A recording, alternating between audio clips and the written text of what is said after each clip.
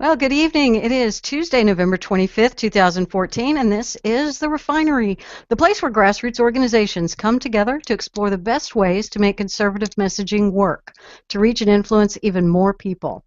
You can watch us live every Tuesday night at 8:30 Central on therefineryshow.com. That page also has some links for you to listen or download the podcast at Vigilant Liberty Radio, or you can see the wonderful YouTube clips that JD and Felicia make for the show every week. There's like 6 every week of good 5-minute bites of the show that can give you a good introduction into what we are. Our conservative grassroots organizations are the Conservative Union from Google+. I am Leslie P. from there, and we have Ryan Bickmore, also from Conservative Union. Then we have Free Radical Network, represented by Felicia Cravens and J.D. Bryden. And then we have The Party of Choice with Corey and Andy Paith. Paith, right? Not it's spelled Peth. It looks like Peth, but it's not Peth. So, guys, it's been a really big week. We had just a plethora of topics to discuss. Yeah, oh my gosh. And I guess it makes sense for us to start with news of the day, although that's not really our main focus here in this show, but it would be wrong to not discuss Ferguson, because I don't know what to say about Ferguson anymore. I just don't. Anybody have any wise insight into, I'm just going to go with the assumption that our listeners understand when I just say Ferguson, because the decision came out last night. There's not going to be an indictment for Darren Wilson, and rioting happened. 40 businesses were torched. Sharpton and Jackson, of course, had something to say, and Obama had something to say, and it interrupted my TV watching. That was the only funny part of it. I mean, because the whole thing isn't funny at all. Who has anything important, not important, but interesting, good, and insightful to say? Corey and Andy? Oh, nothing interesting and insightful, but I will say that I haven't said anything interesting and insightful since I left the womb. You lie. It's just not my way. Look, I will say this. I think this has nothing to do with race. And here's what I mean. It has everything to do with liberalism versus conservatism. How many of these people rampaging in the streets there are black conservatives? 0. Okay, and as I've said many times, it's about time we start facing the facts that virtually, not all, but virtually all crime is committed by the left.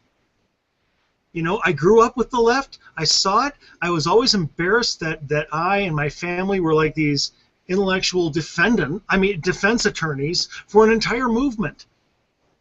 You know, be it militant jihad or gang wars or radical abortionists like Gosnell, or rioting, or or drug dealing and all this kind of stuff.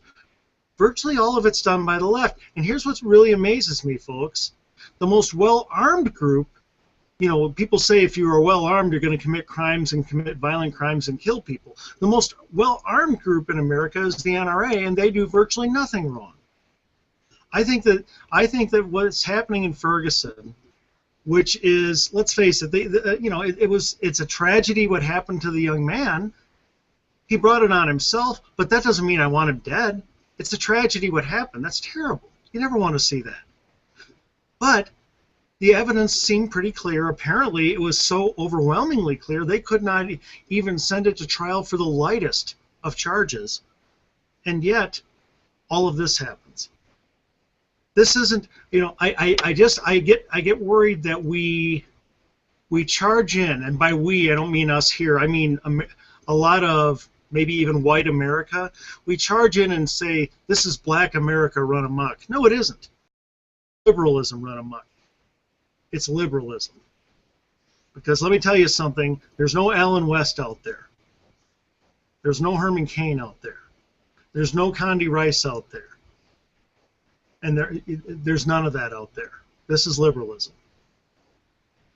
I kind of wish there was a Mia Love out there. I kind of wish there was an Allen West out there. I kind of wish there was a Herman Cain out there to talk about this and to try and that's another thing, is that these communities are being devastated right now by this looting, and it just seems like there's a vacuum of leadership. And I don't know exactly what to do about that. I don't know if there's anything that I can do. I don't know if there's anybody who should be going in there and talking about it. I mean, the only person that I can think of that actually has been to Ferguson, a high profile figure that's actually been to Ferguson and talked about it, is Rand Paul. Where's the rest of our team going into Ferguson to talk about these issues and to try and, I don't know. It seems like there's a real vacuum of power, of leadership, and it's devolving into riots in the streets. Well, in the way that I think one would want someone from our side to go in is, bringing assistance, bringing people to help, rebuild certain places without any sort of political agenda. No speeches, no talking in front of people, listening in front of people, and be seen to be doing that. That's a more productive use of time for anyone on the conservative side, I think, than showing up and attempting to talk at people about racial issues, especially if we're talking white older male people that are going in there. I think it comes better from the perspective of, I'm here, I'm ready to help, I wanted to spend the day doing something to help the people of Ferguson and to listen to them, period. Absolutely. I mean, I don't see anyone doing that from any of the political parties. I mean, the president didn't go there. The president decided to. Sorry, go ahead. When they had the protests in the first place, way back, there were Tea Party groups from St. Louis that got together and went to Ferguson and helped clean up some of the stores and helped some of the shop owners. And that would be I would think a welcome thing to happen again, to go help sweep up the broken glass. And I mean, there was a picture on the Blaze of the guy who runs the Ferguson Liquor and Meat Market.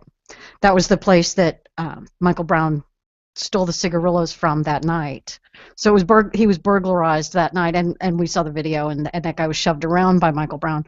But apparently last night, that market was broken into. It was looted pretty badly yesterday, and there's a picture, or actually it's not a picture, it's a little Vine clip of a guy asked him, "Are you okay?" And you just see the man, and he's a small Indian or Pakistani. I mean, he's a Middle Eastern looking guy, owner of the store, and he just has this kind of the humble appearance that most of them tend to have when they're shop owners. And he just said, "Yes, sir, I'm okay." Just very quiet, looking through his messed up store. And, it just breaks my heart. It makes me like, I want to get in my car, drive there, and grab a broom and help him. And a lot of conservatives will, and I know that's going to happen. As always, we ride in as the good guys. And there will be liberals who ride in as the good guys also and help rebuild some of these things. And Leslie, all I can do is echo what you're saying. That's the best way to send a message. Get your hands dirty, roll up your sleeves. Help. And you don't have to be there. I remember during August when the original event happened, one of the things Tony Katz did was pledge to have a large order from the meat market. Anybody that has a store there that has the ability to ship things, you can shop from wherever. Maybe what we got to do, and I'll think about if somebody hasn't got one of these already, is compiling a list of some businesses there that we can help from afar. That's a really good idea. I like that. We don't have to even necessarily have somewhere that ships far. We can just say, here's $100, take it to someone in your neighborhood that needs help. I mean, I'm sure a lot of them would have a good idea of who needs help in their neighborhood, or a poor neighborhood in town, or something like that. Yeah, it's important to have somebody on the ground to coordinate that sort of thing. I don't know who has contacts, but I'm sure that we have contacts who have contacts on the ground. I can think of 2 or 3 right off the top of my head. So I'll look into that. If we end up finding a way to do that, we'll put it in the show notes, the description of the video, and people can find out there more.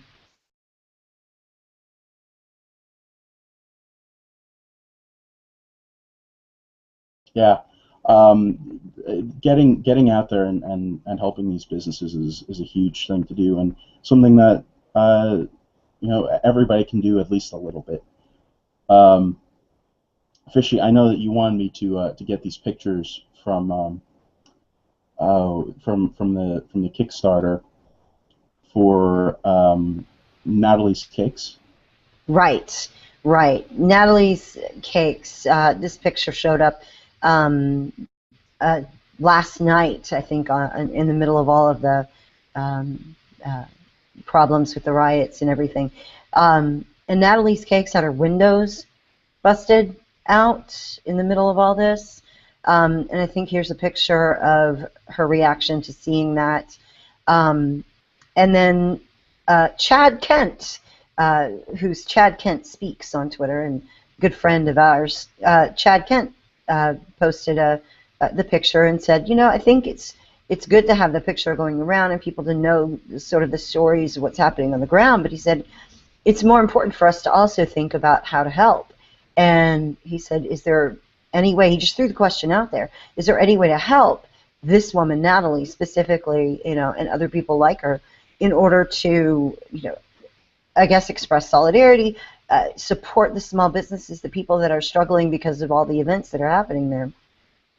And within maybe 30 minutes of me asking on Twitter if anybody had set something up, a person I don't even know tweeted me the information and told me where to find Natalie's Facebook page, which we're going to put the link in the chat for people. Natalie's Cakes and More has their own Facebook page. They have been two separate people have set up a GoFundMe for Natalie and her business so that she's not financially harmed with this. And we'll have the link for that as well.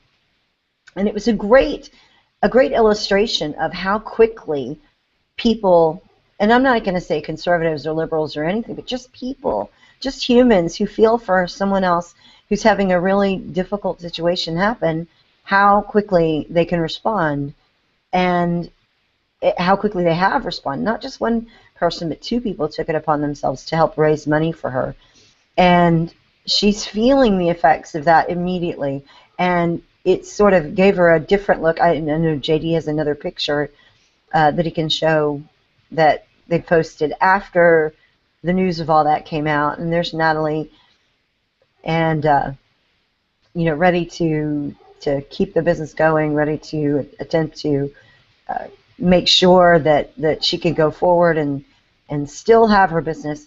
I just thought it was a beautiful thing. Within 30 minutes, strangers, people that we didn't know, had, upon inquiry, had directed me and thus Chad and thus all the people Chad talks to a place to help someone.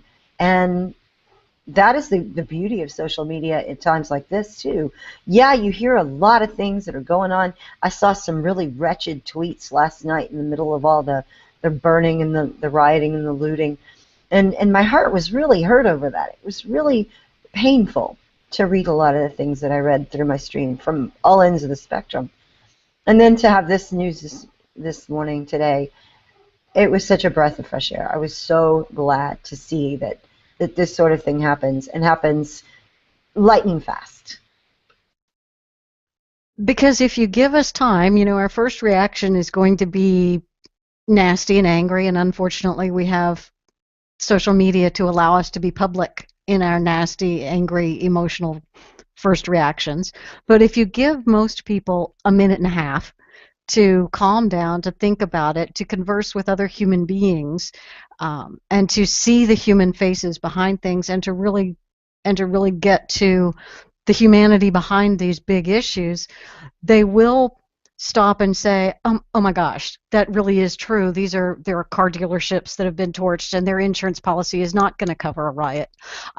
This woman who runs a cake shop, the guy who runs the the liquor store, the the dry cleaner, the franchisee who has the auto parts store. These guys are really in trouble, and they're going to need some help. And we want that help to come from people, not from a big federal government.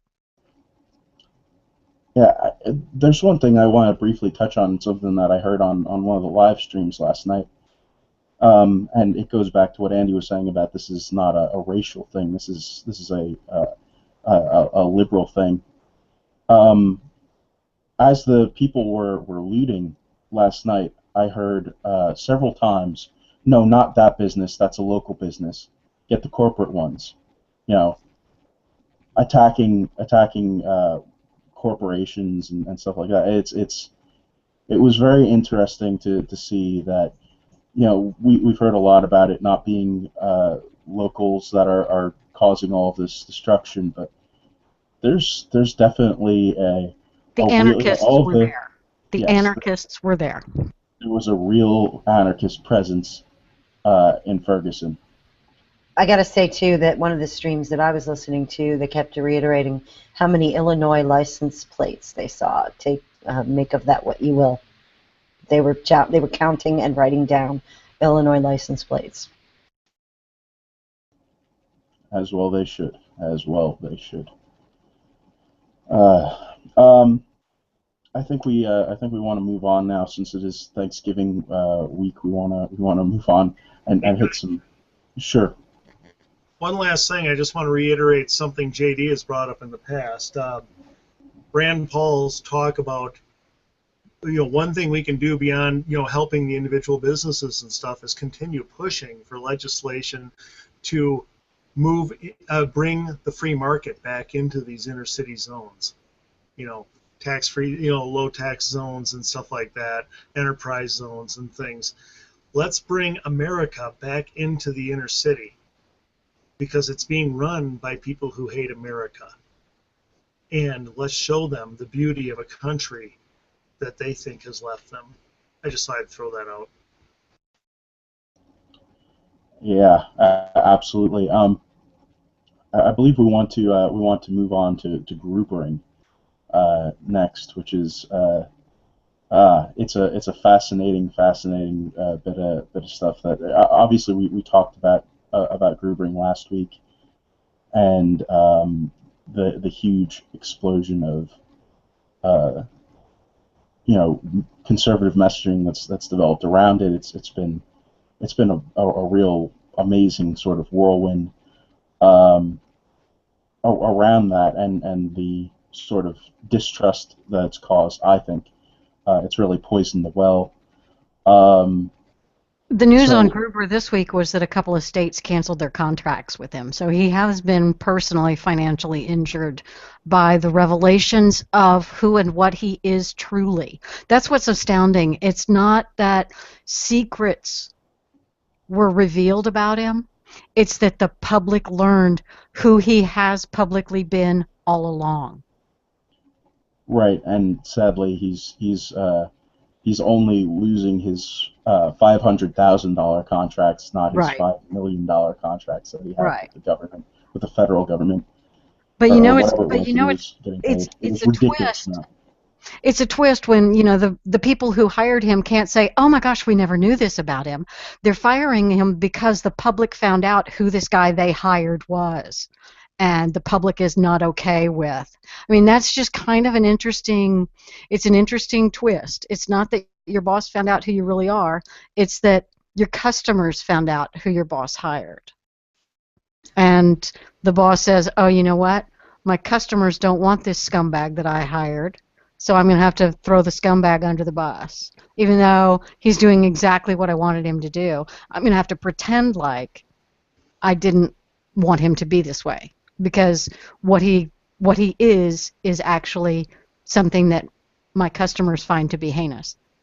Does anything that Gruber said they did, Gruber laid out all the dishonest strategizing that he said was going on behind the scenes. He laid all that out. Here's the question. I have two questions. The first one is, did any of that not happen? All of it happened. He was absolutely right about all of it. Yes, they implemented the lies, every lie, every strategy, every kooky, evil, twisted, wicked thing that he said that they should do. They implemented all that. So how can they come out and say, you know, we what he said was detestable? What? You implemented every last word of what he said. My goodness. You know, it's just like with the blueprint in Colorado and so forth.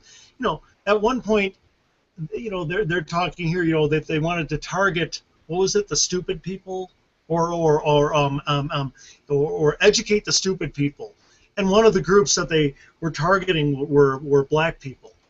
Okay, this is, I mean, look, this is just where they are. I do have one other question though, because while what Gruber said was far more egregious than what Todd Aiken said on our side, because Aiken made one comment, Gruber made several long, streaming, you know, terrible comments, and yet Aiken was calamitous.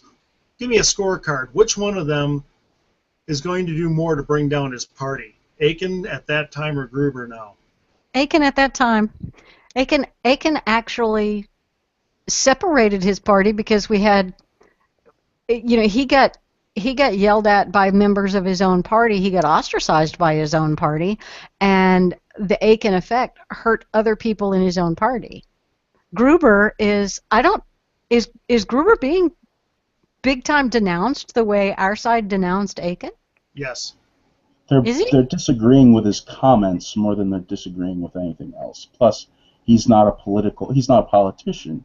He's a scholar. He's not a politician, so he gets a special exemption. He's underbussable, definitely, but he's not got a brand on him. He's very progressive, but he doesn't carry it. You know, he's not responsible for carrying a Democrat brand.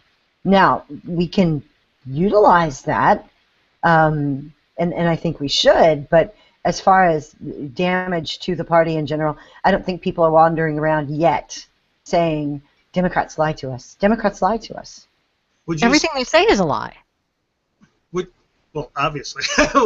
would you guys say that that is because of the media dominance of the left, that they obviously heard Aiken everywhere and hear Gruber only in, you know, in grudging, minute detail, because it becomes embarrassing to them that it's everywhere on Fox and the internet? Yes. Do you think that's the reason, or do you think it's because Aiken committed the really high crime of not dropping out? I think it's because the issues are also inherently different. The way that abortion is polarizing is far different from the way that Obamacare is polarizing.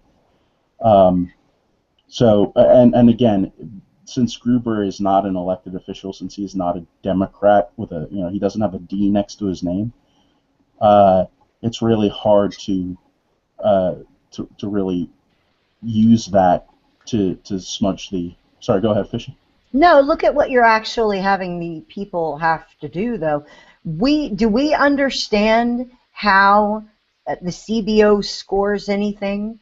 That's what he's talking about. He was talking to a room of people who were in the field of government and bill writing and or progressive politics in general.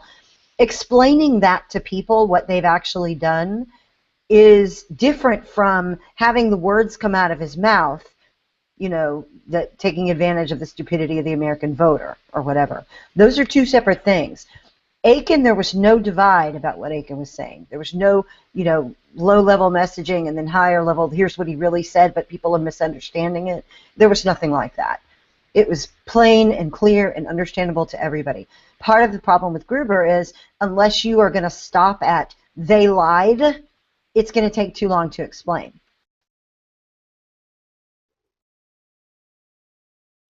Yep, and that is the key problem. One of the ways to get around that problem, I think Kurt Schlichter has a pretty good way to get around that, and it's just by keep on constantly using the Grubering meme. Turn it into the verb that everybody just knows what Grubering means. Yeah, and that's had it Conventional worked for wisdom. it worked for Santorum, Hmm. doing that, and this is actually a case where we legitimately have a cause to this. It's not something that some jerk came up with on the internet. That's something completely different. Um, Fishy just put one of the best quotes from Kurt Schlichter's recent article, "America, You've Been Grubered," which is absolutely excellent, and we'll put it in the links and put it in the chat right now. But one of the best quotes. The most important effect of the revelations of the administration's flunky's history of cheesy lies about Obamacare is that liberals must now answer one threshold question before discussing the substance of any new socialist scheme. Why should we trust anything liberals say about anything? I mean, that in and of itself is a pretty huge point. If we already have them on tape saying they're stupid. They won't catch the lie because they're too stupid. Second, we don't mind lying, so let's be opaque. Let's not be transparent. Let's cover things up. I think that needs to be a part of every political discussion we're in. Anytime we're talking to a liberal, okay, fine, they said that this will happen. Why should we believe anything they say? They lied to us about, and then list off 3 or 4 quick things, huge things like Obamacare.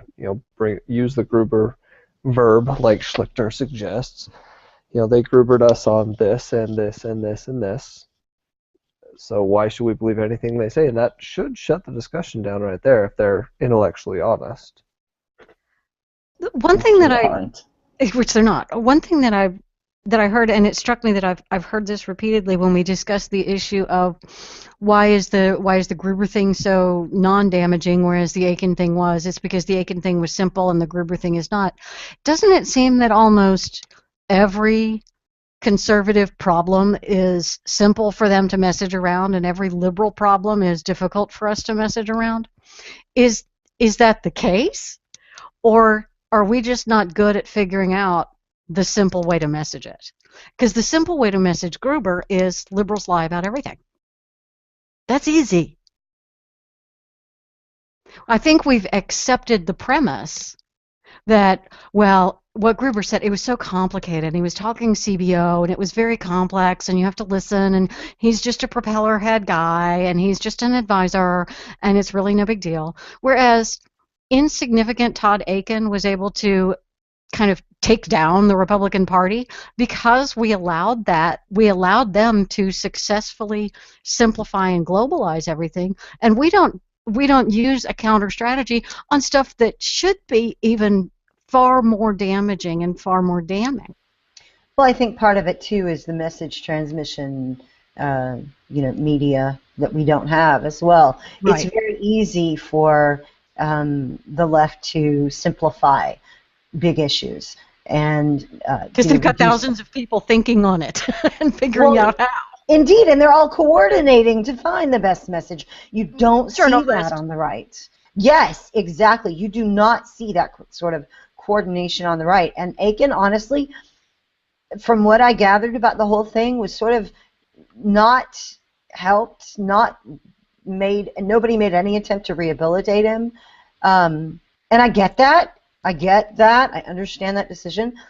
But it is a habit on the right that we do throw out, people who I've done it myself, people get toxic in an area and you don't want to have anything to do with them anymore because they've got the taint on them. So we don't try to rehabilitate our guys. I mean, think of all the rehabilitation that's gone into several left senators or politicians or, Marion Barry, Anthony Weiner, yes. Ted Kennedy. Kennedy. They stand behind their guys and they rehabilitate them.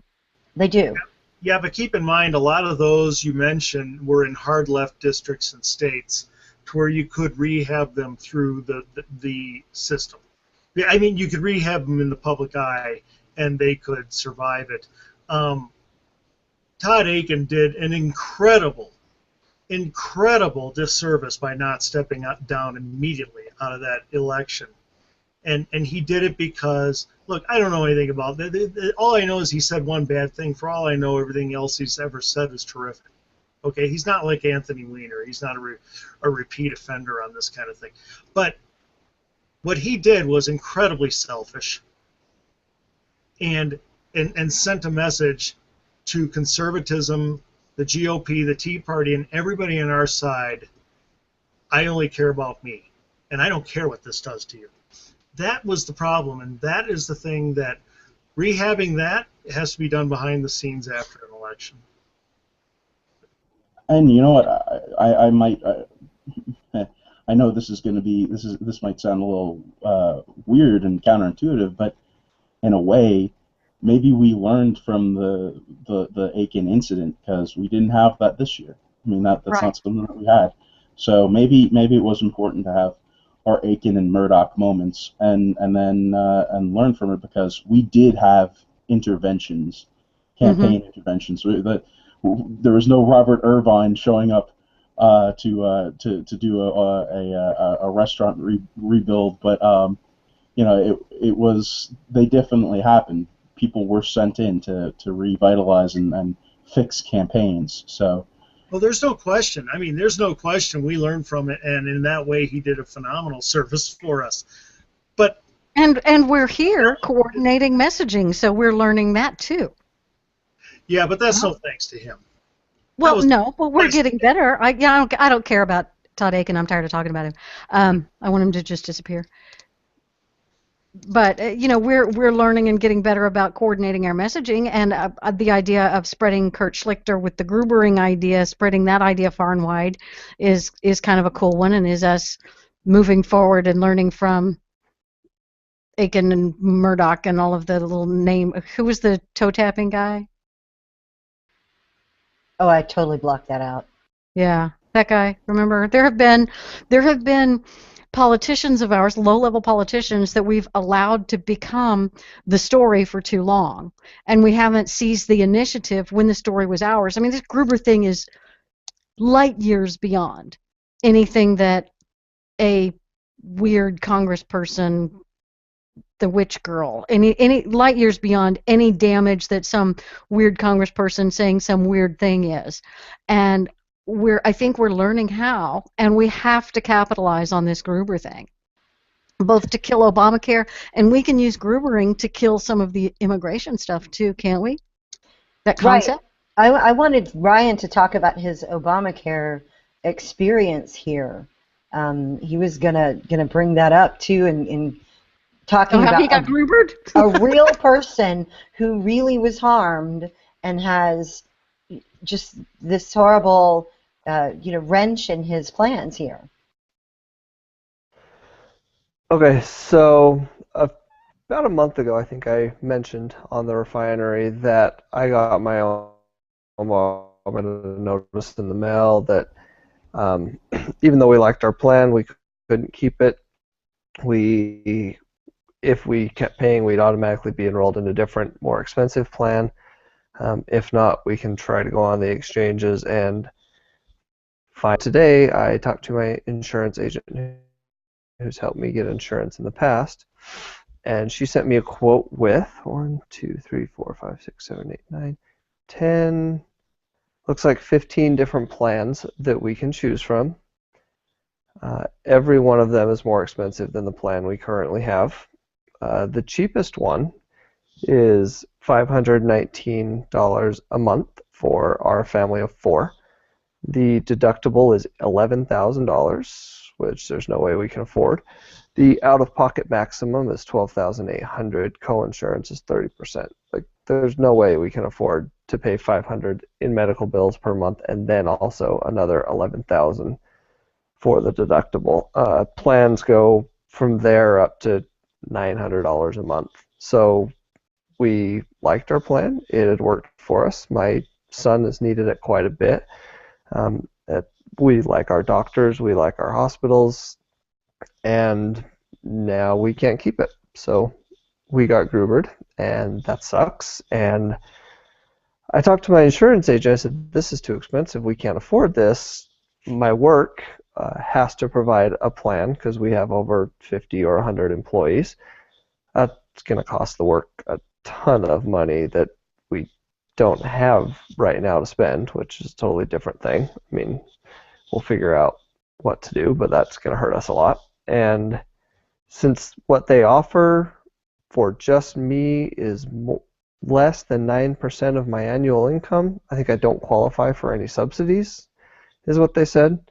So I don't qualify for any subsidies, and I can't afford it, and we need it for my son's surgeries going forward, so I have no idea what we are going to do. I think the only option I'm really left with is what Alan Grayson claimed that the Republicans wanted to do. Just don't get sick, and if you do get sick, die quickly, because I can't afford to pay for the insurance anymore. Well, and what you That's said just about the awful. yeah, what you said about the lowest cost plan is something that I think people are beginning to understand. There are a lot of people, Obama will toss out the numbers of how many millions of people have gotten insurance that didn't have insurance before, and those numbers are all grossly inflated, but he tosses out those numbers anyway. But for a large number of those people, they got the bronze plan, they got the lowest cost plan that they were required by law to pay for, and the coverage that they're getting has such a high deductible, like a $12,000 a year deductible, and they have $200-300 a month or whatever just for them. They are effectively still uninsured because their deductible is so high, their premium is, to get a reasonable premium, they have such a high deductible that for medical care, they're going to go to the Walmart medical clinics and they're going to pay cash. So we are effectively raising taxes on people. They're paying their monthly health care premium is just a tax, even though it's going to an insurance company. It all rolls up to the government because that pays for free medical care for the really indigent, and they end up, and these people who have the low insurance, they are effectively uninsured. They're in the cash medical care market, so we're going to see an explosion of more and more of the neighborhood quick clinics and the emergency centers, and this is where you go when you have a cold because people are just going to become cash medical customers. Long term, I think that's why and how we're going to end up with free market health care, even in spite of Obama, because a single payer system was never ever going to work in this nation. It was always going to end up defaulting to a free market health care system, and we're going to get there, I think, fairly quickly because Obamacare is so very, very bad. But in the meantime, we'll have people like Ryan's family who end up, you're going to pay monthly for health insurance that you actually never use. So you're paying for health insurance and paying cash for all your medical bills and praying, dear sweet Jesus, don't let me get sick. And essentially all that you're doing is paying to get into a doctor or a hospital that, will ask you for an insurance card before they'll treat you. Right. Well, That's the purchase of what you're purchasing is a card that a doctor will look at and say, okay, well, I can treat you. So here's my question then. If you have people who are having to pay for insurance plans that they can't afford, and then they do incur medical bills that they can't pay, then what? Especially if they are in Obamacare. Because if they're enrolled in Obamacare, then you've given the government all of your banking information. So if you've given them their banking information, it's just like the IRS garnishing your wages. How long before people's whole entire livelihoods are frozen? I would imagine not too long. I mean, they'll start withholding any of your refunds at the end of the year, and then they'll start garnishing your wages. So people will figure out ways around that. They will work in the tipped economy. They will work in the cash economy so that they don't have wages that can be garnished. You can see not too far ahead, right, that this falls apart very fast. And another thing to think about too with all of that in terms of people getting their wages garnished, if they don't participate in Obamacare, they can't be fined as long as they're not getting they can't get the fines collected as long as they're not getting tax returns, tax refunds. So if you structure your taxes so that you don't pay, or you pay just a little, or you don't get back very much, or you just pay a little bit, then they can't come after you and fine you because there's no way for them to achieve it because of the way they wrote the law. And then on top of that, you're pushing yourself into a cash-only sort of medical treatment arrangement anyway. I think you're right. I hadn't thought of that, Leslie, but I think you're right. That is a faster way to market a free market healthcare. Mm-hmm. Because the free market is always going to win. Because Walmart is going to figure out a way to have a health clinic in the front of every facility, because Walmart will figure out a cheaper way to provide high-quality health care. And they're already doing it. We see it here in Houston because we have the massive number of illegal immigrants who are outside of the system, and they're not paying for insurance from their employers because they choose not to, or because their employer doesn't provide it, or they own their own company and don't provide insurance for themselves and their workers. So they're going to all of these cash clinics. The number of clinics that have cropped up in Houston for cash customers, and you go into the clinic, they don't even ask if you have insurance. You just pay cash. And they have, guess what? They have fewer administrators. They can function a lot more efficiently because you have a doctor and a nurse and maybe one administrator, rather than a traditional or a new style health clinic that'll have one doctor, 5 insurance administrators, and a bookkeeper, 3 accountants, 1 person collecting debts, and so their overhead is a lot higher. They have to charge more to the insurance companies when they get reimbursed. These cash clinics can be much cheaper. We're going to have a return to lodge medicine like we had 100 years ago. It will ultimately be good because I have faith in the American people and our ingenuity. We will figure out ways around this crap hole of a government program.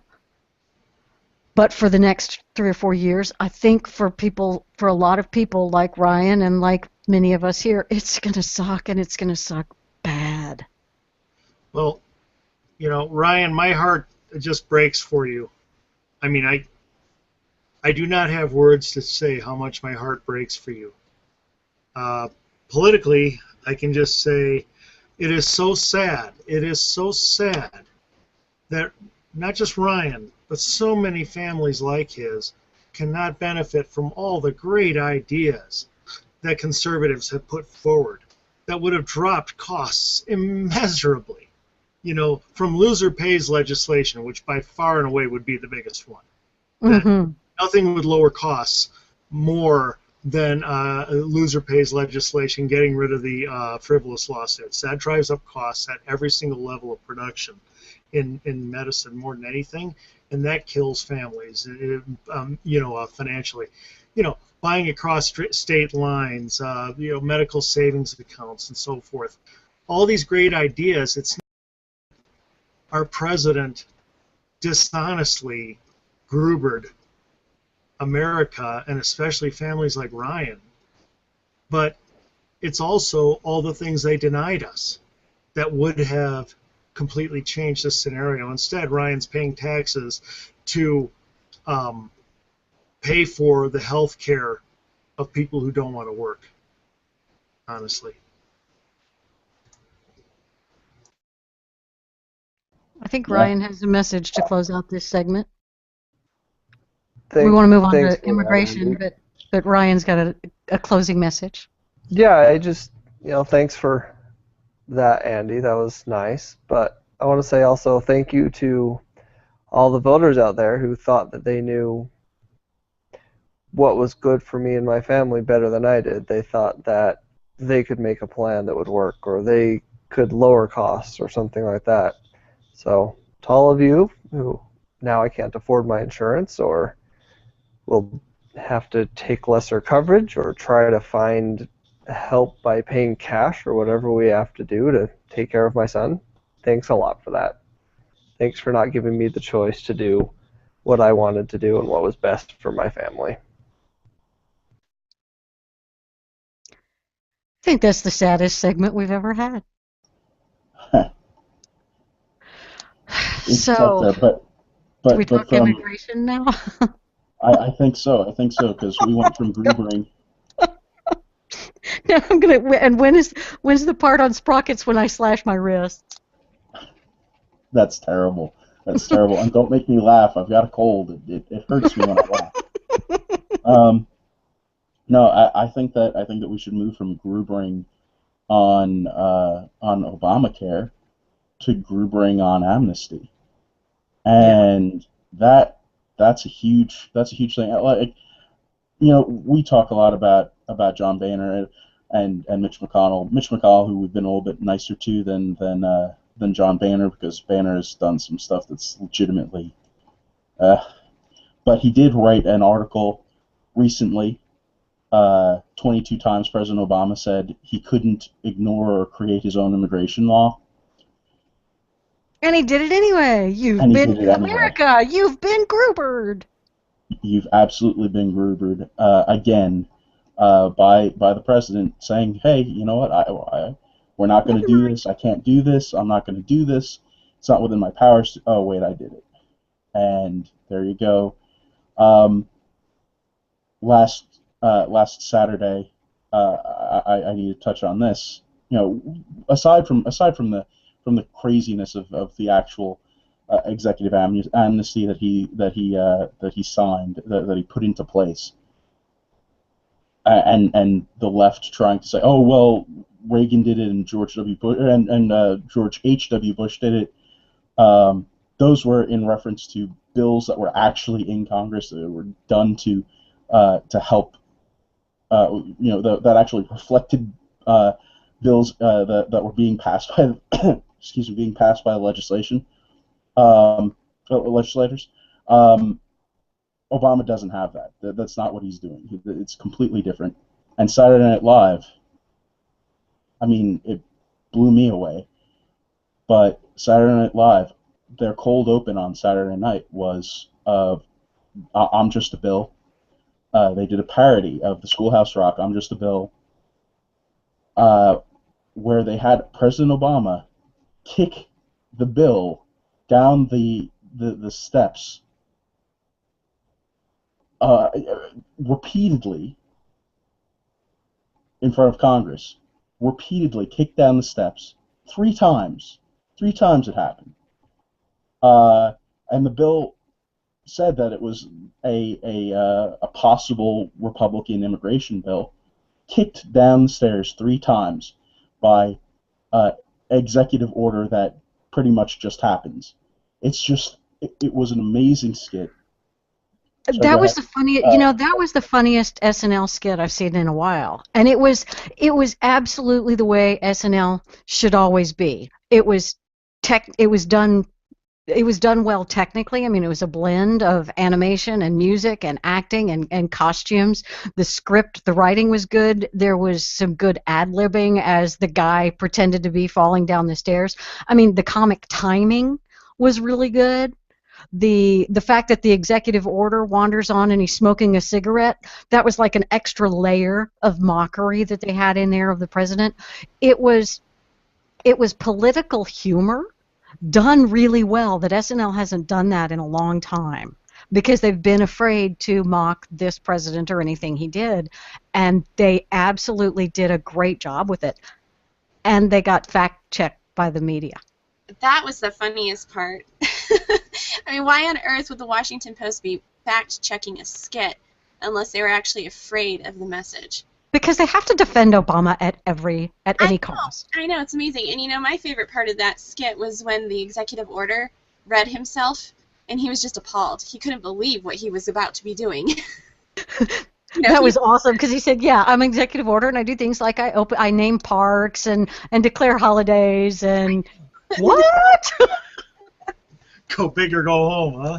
That was funny. That was funny. Absolutely. And the fact that it happened is a huge thing. I know Fishy talked about it last week, or we all did. We talked about it last week that the left has some important decisions to make about throwing people under the bus, and well, that seemed like a pretty good indicator of of their willingness to start throwing people under the bus, and it was huge. And as funny as the skit was, and as important as the skit was, all of that was great. My favorite part of the skit was when Ted Cruz went on the whatever Fox's Sunday news show and basically referenced the skit, told people to go and check out the skit, saying that he couldn't do a better job than the skit in illustrating exactly what lawlessness is going on through this executive order, that he couldn't do a better job of showing exactly how bad this is. And he went through the skit and used it as a tool. He took a cultural event and he used it to promote conservatism, and that was something that we rarely see done, and something that I was so happy to see. Right, and Twitchy did a great job of sort of collating all the tweets about the hashtag WAPO fact checks. And what they did is they went back, and this is, again, the kind of mockery of the left that's really productive.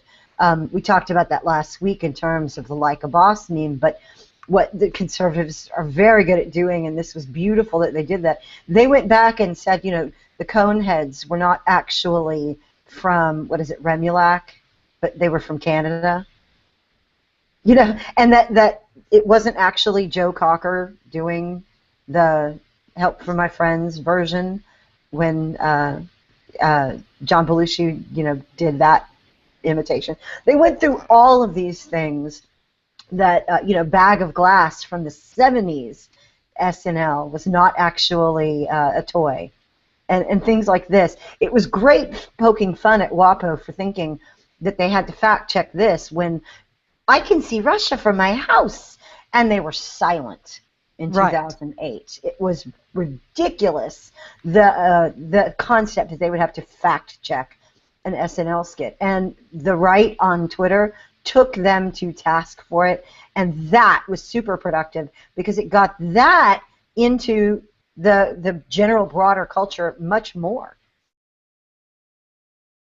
Well, and that's a good thing. I think there was a time somewhere in the last 6 years that they've fact checked SNL before when there was something that SNL did that was just very much a little bit critical of Obama or one of his policies. But Washington Post, they fact check what they do 5 or 6 a week, and of the 5 or 6 things that happened in all of media, one of the things that they decided needed to be fact checked in order to provide ombudsman expertise to the world and to make sure that lies are not propagated across the sphere of American political understanding, they chose an SNL skit.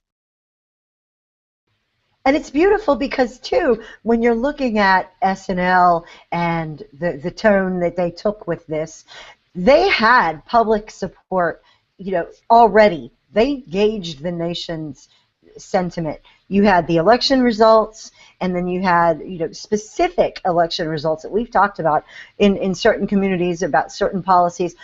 They made a very, very fleeting reference to immigration, but pretty much people who were watching it caught those references and knew what they were talking about. They were talking about an executive amnesty. It was very clear what the issue was, and they called BS on it. And they called BS on it in the most imaginative and creative way possible, with a cultural reference to everybody who's over a certain age, or even younger, since they've released them out on YouTube and DVD. They resonate with that. How many of us went to college and learned that song so that we could remember how to answer that question in our civics, civics courses? I sure did. Oh yeah, we all know Schoolhouse Rock, the classic Schoolhouse Rock. That's how we know, and Conjunction Junction. I mean, we all know this stuff, and we know that 1920 was the year that they struck down that restrictive law and gave women the vote. I mean, that's how I know history, because I watch a lot of TV on Saturday mornings. What Saturday mornings? That was when Schoolhouse Rock would play in between cartoons on Saturday mornings. When I was a little Cartoons girl, are on Saturday mornings. they Yes, used to be all back in the olden days. Ah, youth. Oh my gosh, hours and hours of sitting in front of mind-numbing television watching colors and shapes fly across the screens. It was We Oh have yeah. like 3 channels for that now, 4 channels for that. Just That's saying. the total number of channels we had growing up. exactly. There was 2, 11, and 13. Well, then you did have UHF. You had 20. Well, we had 26 and 39. And then when 20 came along, that was pretty amazing. It's a little snowy, but you could make Yeah. it. I Yeah. just Yeah, you have that round antenna that you had to move and get just right. Oh, I and the foil. That's what foil was for before we had tinfoil hats. Yes. Today I just leave my TV on channel 529, which is the all rioting channel, and it's great. Awesome. The You rioting, mean MSNBC? they just go town to town. It's great. It's awesome. It's awesome. And you know what? That's just as good as the lighthearted Saturday morning fare I grew up with. But is it the international rioting channel or is it just domestic? No, they only, every now and then, to spice it up, they throw in a soccer game, but generally it's Yeah. pretty much just here. Pretty much just here. Oh man, that's And I'm gonna just assume that every single one of us, when Felicia asked if it was international rioting, all of us thought soccer. How sad is that when you say international? I thought Greece. All of us I don't know what all you people were thinking. What is soccer? What does that mean? I don't know that. Oh, you don't know sportsing. I don't even know sportsing, but I know that It's soccer this- people riot. It's this game. It's this game where if you don't like the call, you get to chop off the referee's head. No, soccer is what your kids play, when they're 5 and 6 and everybody gets a trophy. No. Outside of the United States, it's like inside the United States we have Where's Waldo, but outside of the United States it's called Where's Wally. It's like that, except outside the United States, soccer is a game where you get to literally kill people if your team loses. Well, it's a game where people literally spend hours and hours and hours and hours and hours and hours not scoring, which is incredible. I mean, I'm not sure why, but they outlawed scoring decades ago. Does it make people feel bad, hurt their self-esteem? It wasn't even, and the sad thing is, in most of the socialist world, the socialist non-competitive world, it wasn't even considered really a bad ruling. So, There's that. soccer. All right, let's get out of this soccer death spiral. We've spent far too much time on it. Now, I mean, I did really want to make that point that Ted Cruz was actually in there on the Sunday shows and making that point, using this cultural reference as a tool And we need to do more talk of about. Yeah. The problem is that not everybody's doing that. We need to be doing that. We need to be sure to use all of these tools, just like we want to use Grubering as a verb.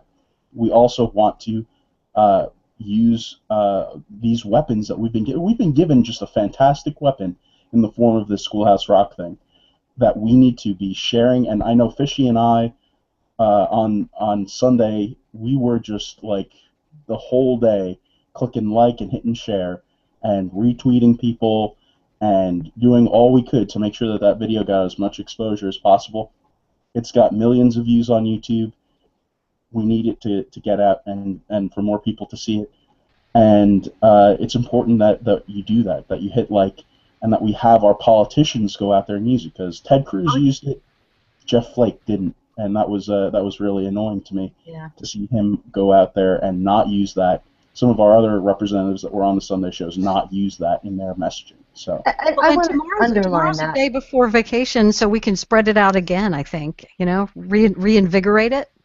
Absolutely. I want to underline that too, because what JD and I actually were doing is going to the different sites that had shared and written up a little blurb about the video. We were going to IJ Review. We were going to the Chicks on the Right. We were going to all these different places where they had shared it from their own original pieces, and then finding on Facebook the place where it said, 700 shares, 8,000 shares, clicking on that, and it pops up a lovely little window. When you pop up that lovely little window, some of those people's permissions on their Facebook actually allows people that they're not connected to like and view their shares. And by liking those, as many as we could find, it kept it in other people's feeds. And so using that strategy when there's something good that's come out that we can profit from, every time that you find it shared somewhere like that, even just liking it, even on Google Plusing it, retweeting and things on Twitter, using that strategy just a little bit keeps that in the feeds of people who might have missed it or have been off for the week or something. That is a strategy we don't employ enough. Liking, sharing, favoriting, subscribing, sharing things out, and then going back and commenting, those sorts of things. If we're going to be activists who are going to get good messaging, whether it's here that we're talking about or something Saturday Night Live did or anything that you see, if you apply that and take just 5 minutes, 10 minutes to do a little amplification, it has immeasurable benefits, and it will get it into the feeds of people that are in our lives who are not political, but then we can reach them that way. I think that can't be underlined enough as a tactic that everybody can use at any time to amplify conservative messaging. That's a good point, and it's something that I neglect to do. I tend to not be a plus oneer because I kind of don't see the point. It's like, yeah, whatever. I'll comment on it or I'll reshare, but I don't plus one a whole lot. I plus one the crap out of everything. And I don't know if it shows up in other people's feeds if I have that feature turned off or not.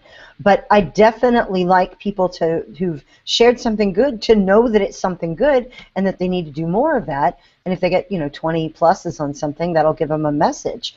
It's a way to gauge the content that you're putting out by how much what you're receiving back in terms of feedback. So I always do it. I always do it, and it helps people gauge what is good, but it also helps them to know, if they're not getting a big response or you just leave a comment, to help them know, hey, maybe that's not something that you want to share.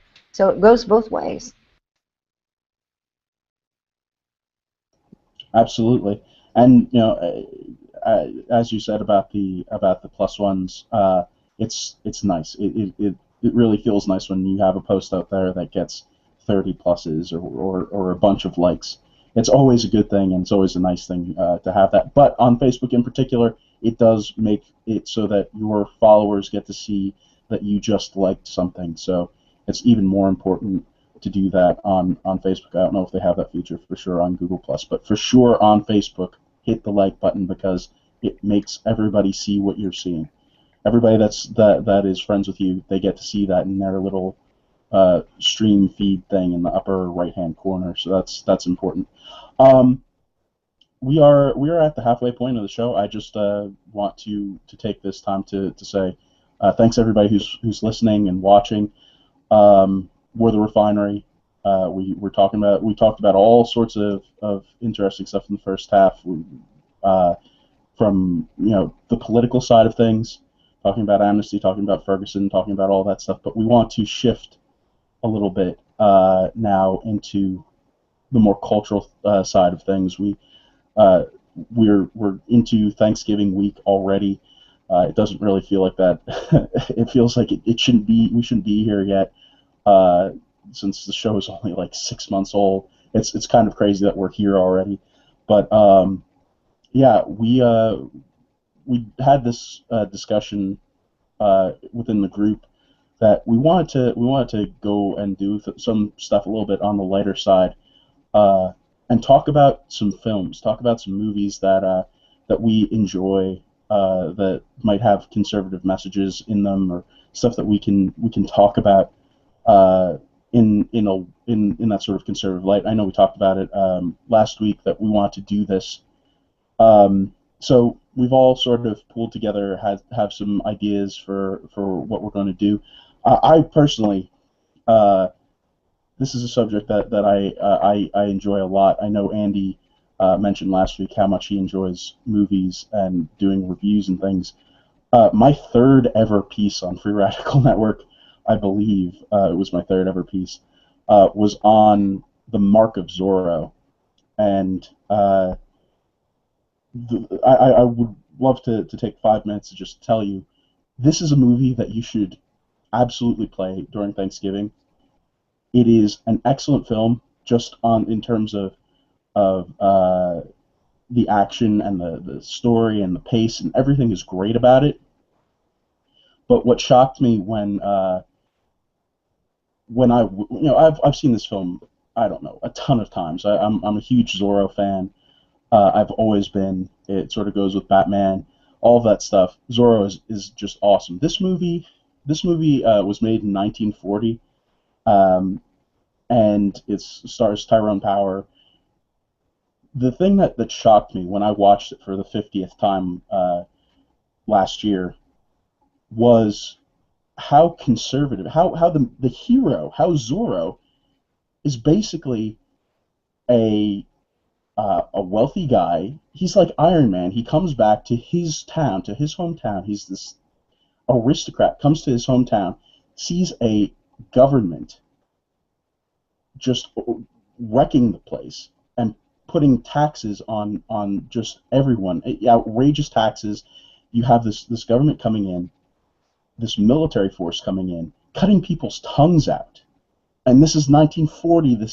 This came out, and you have a an aristocrat businessman from a rich family, from a wealthy family, come in and be completely disgusted by what he sees. And basically, what he does is he changes he fights against the government, fights against these taxes, and gives the money back to the people. It was an outrageous message for me to see this. So he's sort of like Robin Hood? Sort of.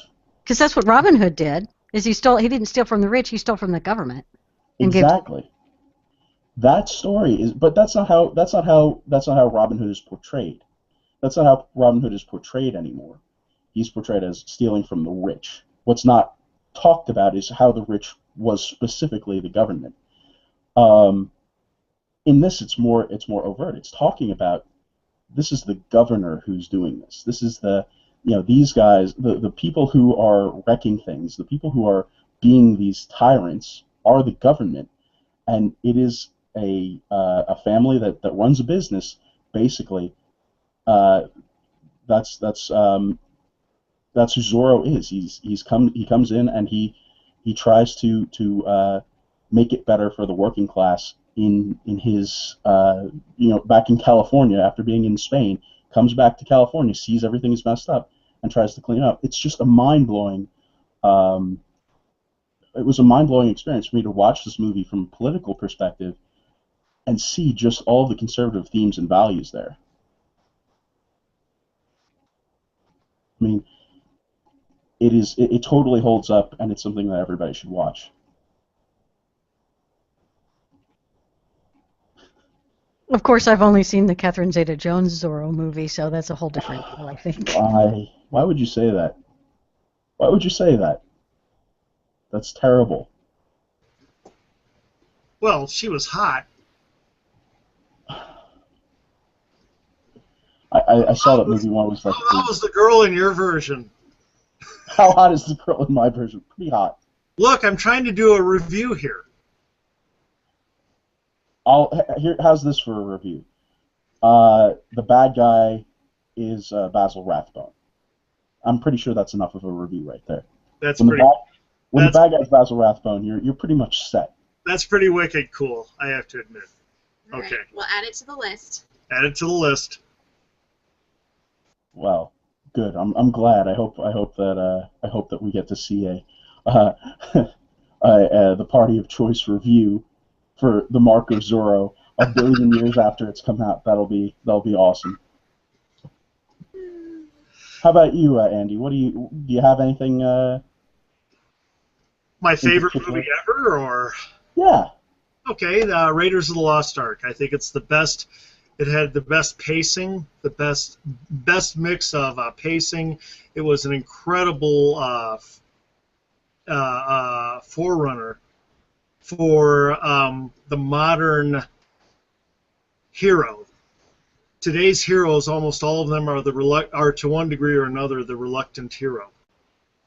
Most of them. You have the exceptions because that got played to death, but Indiana Jones was the incredibly reluctant hero who was a bit of a slob you could relate to, but incredibly gifted at the same time.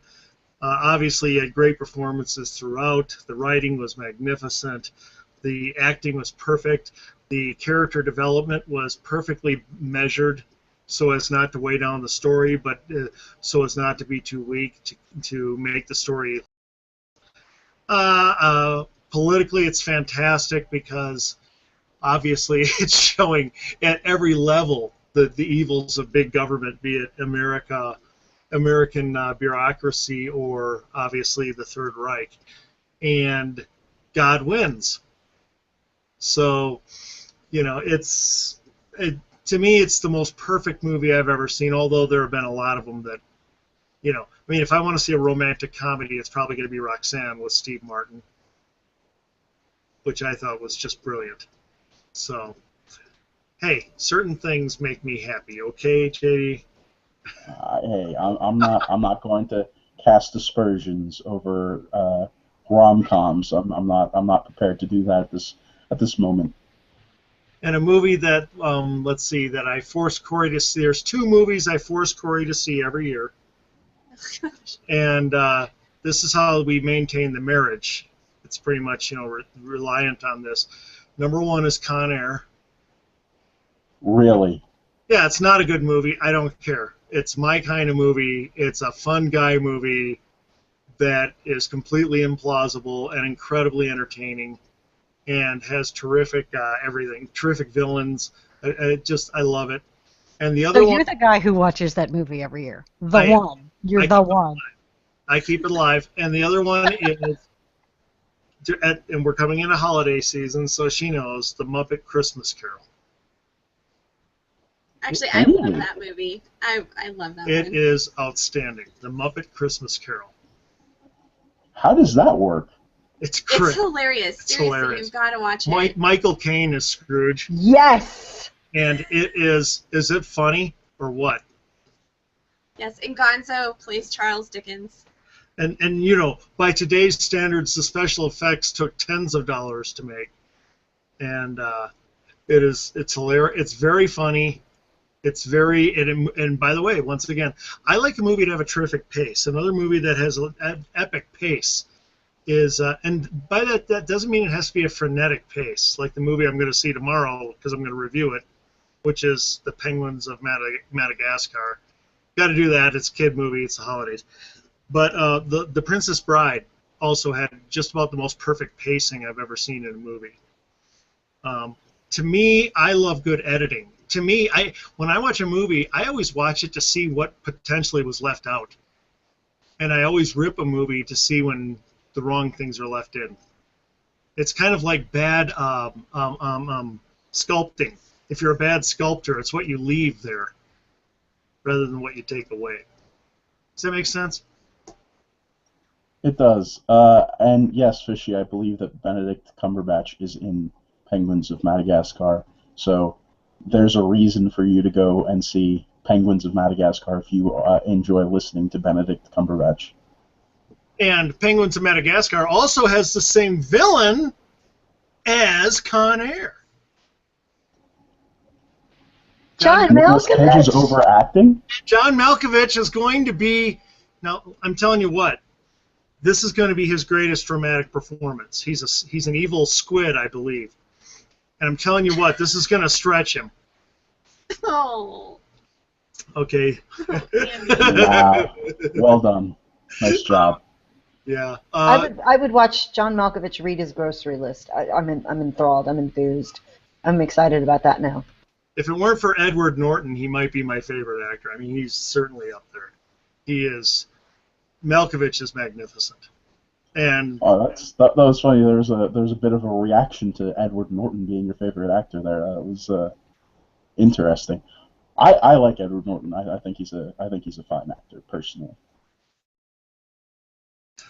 Oh, and whoa! I forgot one last movie. Got to mention. All of my foreign policy is based on Team America. We can't say anything really. We can't quote Team America. We can't do anything from Team America on Okay, the I've show. never seen Wait, that wait, movie, but I have linked to the YouTube of their theme song a lot because Oh my I love it. goodness. I love You it. And no, we okay, cannot talk about it here because it's got some profanity in it, like all over it. But it's awesome. Actually, I can quote one moment, and then I can quote one moment. At one point, let's see, they're sending the hero in to infiltrate the terrorists, and he's made up ridiculously with a bath towel on his head and stuff like this. But they say, just so you know, if you if you get discovered, you may wish to take your own life. Here, and you look down, they give him a hammer.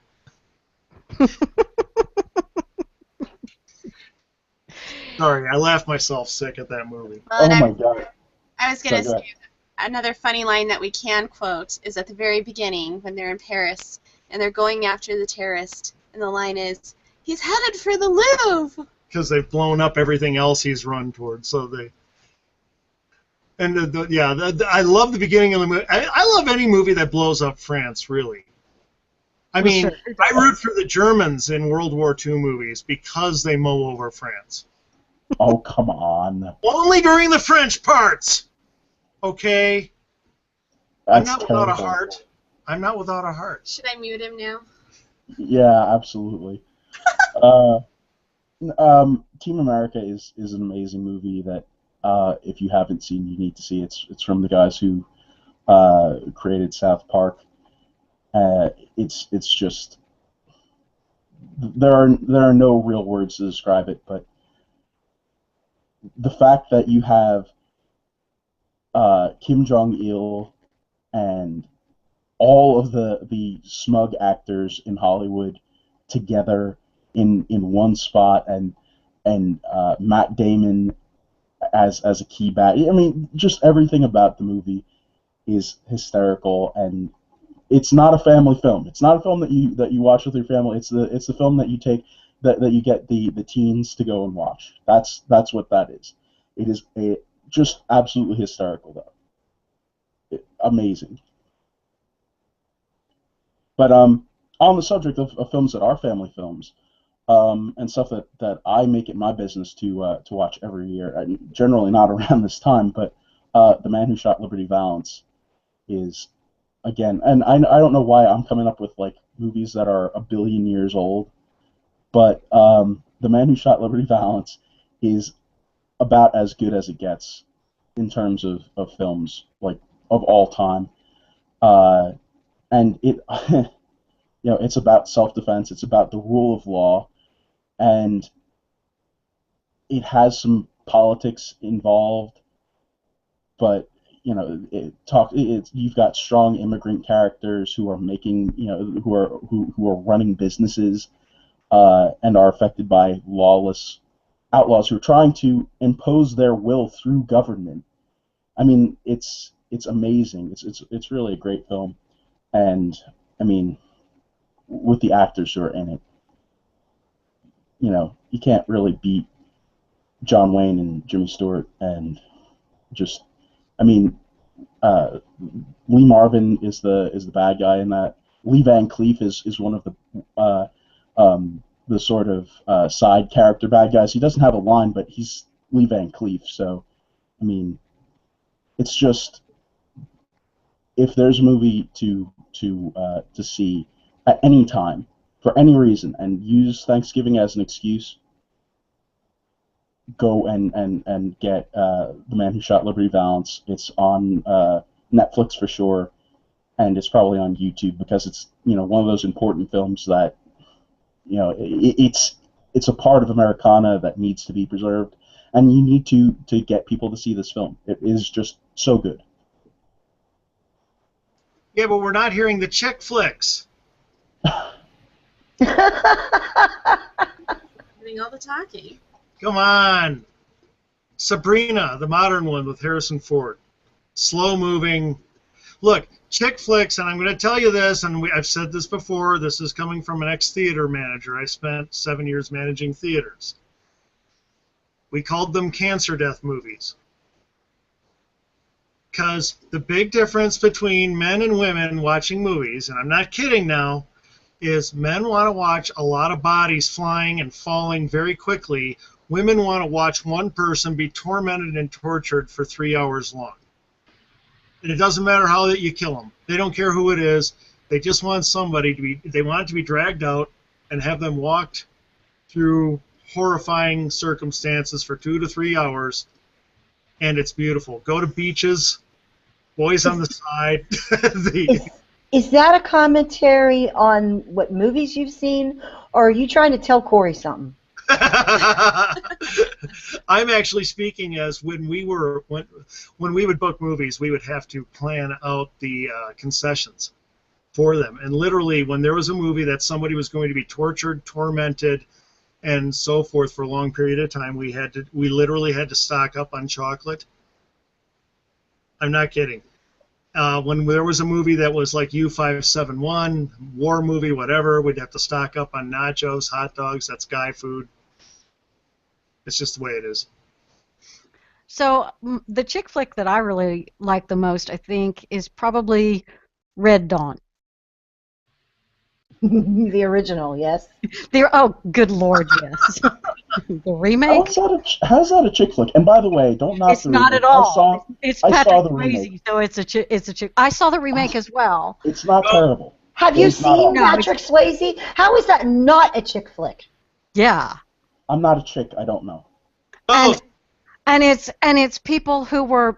It's not reluctant hero. It's all of a sudden forced by events to have to step up and be the hero, and you find out what you're made of, and you're disappointed by some people that you thought you could trust, and then you're surprised by people you can trust that you didn't think you could. So you're learning more about people than because the circumstances are so extreme and so dire, and you're pulling together and learning what's important and what's not important, and it's family that is important, and survival and defeating the Russians, because the Russians are the bad guys and they tried to take over and you have to kick them out of your home. And what I loved the most when I saw the movie when it first came out, it was so surprising that at the end they just said the war ended as all wars do. They didn't really give you that big victorious, the war has ended and we have won. They just went with the assumption that the war ended and America survived, America won, as we always do. It was so tragic and optimistic at the same point, and it really, and you're seeing the monument to those who were lost in the war, and it connected you to all the previous wars that have been fought, but also gave you the optimism of the future that whatever comes, we can step up, because these were just high school kids who stepped up because they were asked. And if you had looked at them the day before the invasion, you would have said, no way, man, the country is toast if we're ever invaded. But then they were invaded and those kids stepped up. And it gave you that faith in the indomitable human spirit and the American experience and the fact that strangers can come together and fight for common cause. And all of that was in the 80s during the Cold War. So that was, it was a time when we as people really did wonder if we were going to make it or not. And so to me, that was one of those things. And and I'll watch it every now and then, just as a little reminder, bad stuff's going to happen, and we'll maybe look around and say, you know what, we're not up to the task. But you know what, we really are. We always have been, and we always will be. People make fun of the movie too, but it's not as shallow as people might remember. There's this great transformation in C. Thomas Howell's character where he's completely, wetting his pants scared at the beginning, and then after they've killed his father, he becomes one of their most aggressive fighters. They never get into the details of it, but the Leah Thompson character, it's obvious that something very she'd been violated in some very personal way, and that she's still reacting and that she's angry, and that fuels some of what she does. as well. And it doesn't leave these characters just, oh, let's throw them into a blender and see what happens. They actually do develop them. And the most amazing thing about the movie, I thought, was that the main heroes, the main characters, they die. They die. The people who are left Exactly. are Spoiler secondary alert. characters. The main Spoiler characters die, alert. and we Come don't on, have guys. and we don't have the huge victorious Jeez. ending. That was really quite avant-garde in filmmaking. It was quite a surprise, and they trusted the viewer. They trusted the audience, and movie makers now don't trust the audience at all. But the guys who made Red Dawn, they trusted us, and I think we stepped up to the task of handling being good viewers of that movie. At least I did. Swayze helped. Oh yes. Oh yes. What about a movie for the common guy who overcomes incredible odds and will not give up? Rudy. Who saw Rudy? Rudy is a great sports movie. Isn't that great? I loved it. As an SEC fan, I can't get behind this. Come on. Gee. One of the things I loved the most about that movie was how it was kind of a picture of the whole American dream. He had his dream, and he was going to pursue it, and he found ways to do it because nobody got in his way. He was able to figure out a job and figure out a place to live and figure out a way to get into the college and then a way to get onto the team. And he never gave up, and eventually he got his dream. Yeah, I mean, it was the opposite of our entire culture of excuses. Yeah. And everything that is in my way. He had everything in his way. He wasn't even a good athlete. Okay, and I mean, and it's a true story, which is amazing too. It all happened. So very, very incredible. And it had awesome music. Can't get past that. Yeah. And see, I thought that the key thing that he had to overcome was the fact that he was being portrayed by Sean Astin. That was up there. Yeah. Hey now. You're rocks. Okay. You're no. I also like Sean Astin, so not like a Swayze like him, but I like Sean Astin. Don't go insulting Sean. Good God. Okay. There's a movie I want to talk about that has Sean Astin in it. It's more of a supporting role, but have you heard of Forever Strong? Oh, sorry. Sorry. Have you heard of Forever Strong? It might just be a local movie out here, I'm not sure, but he's in it. It's about our local Highland High rugby team. They've won like 20 straight high school national championships or something ridiculous. And a kid comes in from Arizona, comes into like the Boys Ranch Rehab Center here, and is kind of turns his life around. The guy says he knows he's a rugby player, so he sends him to this coach, and he works out with the team and gets on the team, and his behavior gets better. And it's a cool movie because it's about a kid rehabbing and kind of living his dream, the team coming together, him realizing people really do care about him. So if you haven't seen it, it's really cool. It's on Netflix as well. Sounds good. I thought you were going to say Lord of the Rings or something like that. Yeah. Nope, my wife made me watch all of those once, and hopefully we're done with that now. Right. It's all 8 or 9 or 10 Harry Potter movies, however many there's been of those. Well, actually, Harry Potter is another film series and book series that really portrays the damaging effects of full-out control government and large government, because as the books go on or as the movies go on, you see how this force is worming its way into every aspect of their lives. And, it seems like it's this huge, just this one bad guy, but as the books and as the movies progress, you discover that no, it's in the subtle things too. It's infiltrating the schools. It's infiltrating the curriculum. It's infiltrating all aspects of their lives, all aspects of their home life. And that's a really good conversation starter for people if you're wanting to talk to them about government. That's what I thought about Spaceballs. Don't you swerve yet. No, wait. Don't you swerve yet. I have to make this point about Harry Potter. Given how much grief people got for allowing their kids to read it back in the very beginning over the, witchcraft themes or wizard themes or whatever, the fact that it's such a conservatively themed set of books and movies is incredibly good, especially, given that so many people had at the beginning such an aversion. Well, that's part of the reason I actually read them, because I grew up in a culture, a subculture that was like, oh, Harry Potter, if you read those, you're going to go to hell.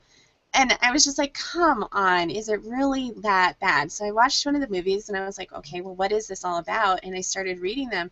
And we don't have time to go into it, of course, but the amount of conservative themes throughout those books is simply incredible.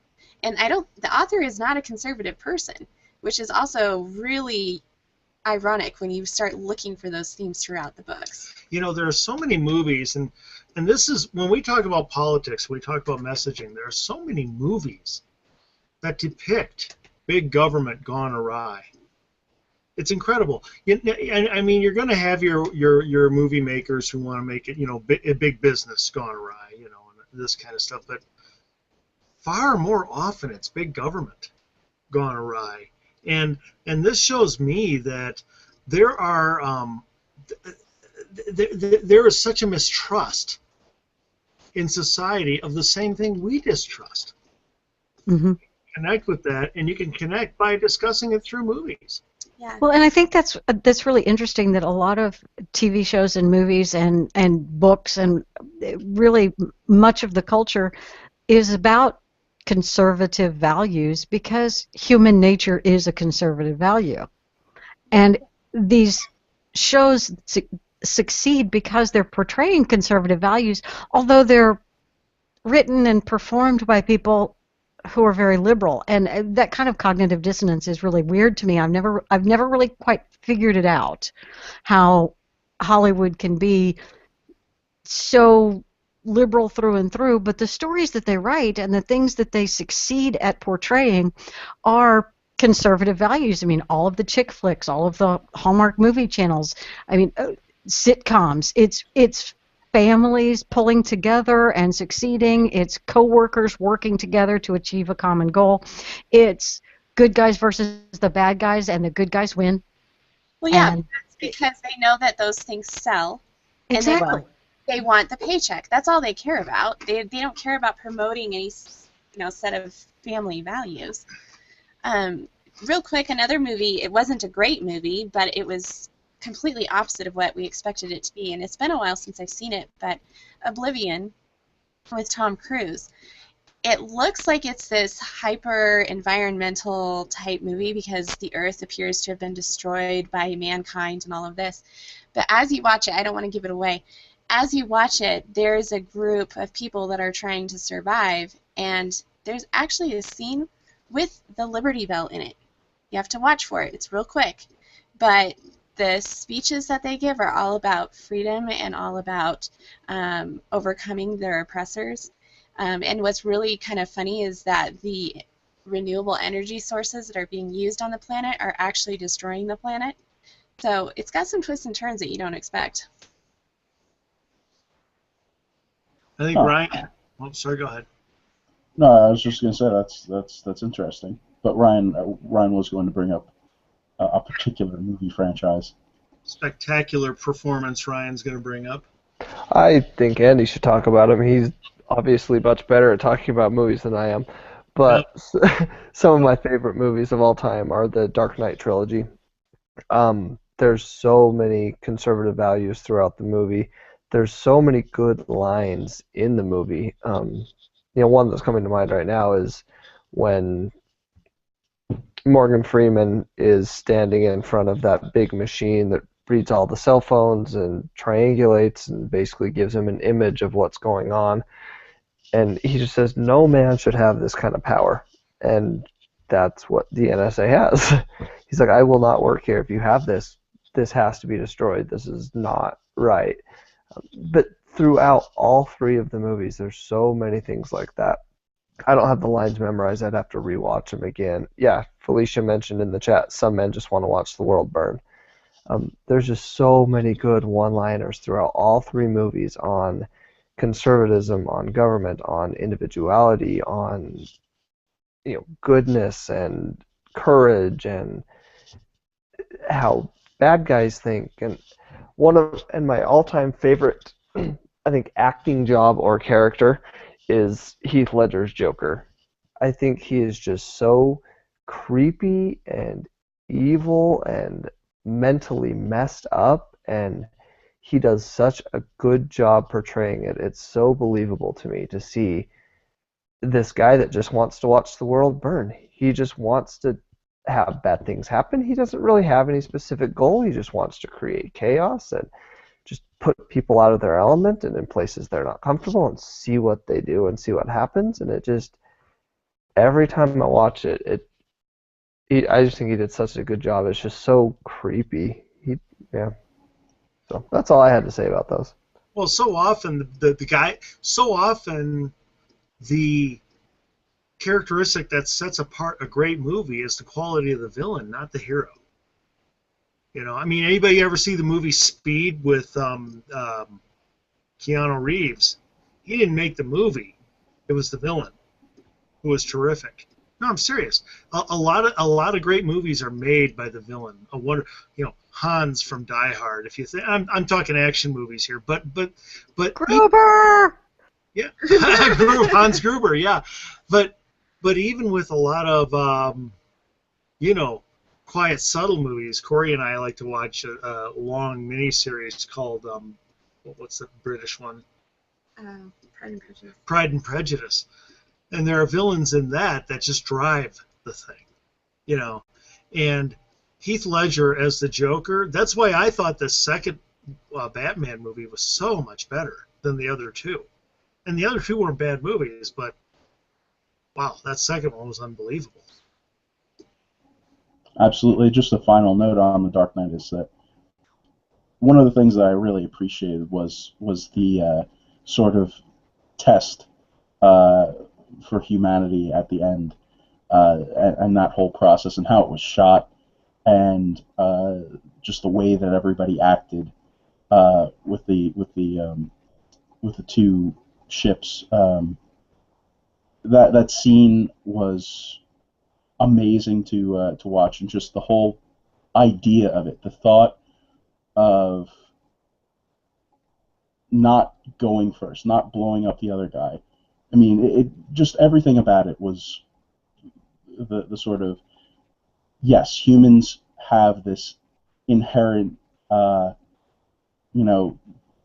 desire to not hurt each other. I think that's a true thing, and maybe it's because it reflects my own personal beliefs, but to see that in a film the way that it was presented, and with a bad guy as crazy and as nihilistic and awful as the Joker, I mean, just the way that happened, that scene was a really uplifting and great scene to me, and one of my favorites of all time.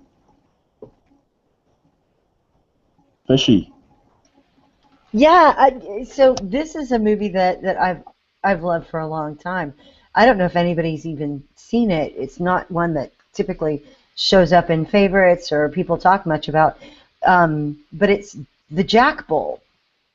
Has anybody seen that? Nope. Never even heard of it.